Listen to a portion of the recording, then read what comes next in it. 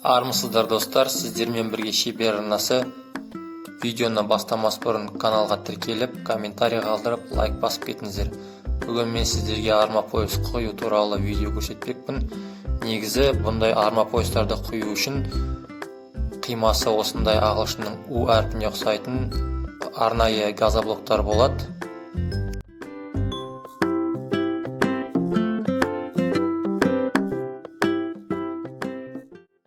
Бірақ видеода көріп тұрғандарыңыздай, біз ондай U тәрізді газоблок қолданбадық. Орнына қабырғаның сыртқы жағынан ондық газоблок, ішкі жағынан апалып құрдық. Сыртқы қабырғаларда, ал ішкі қабырғаларда екі жағынан да апалып.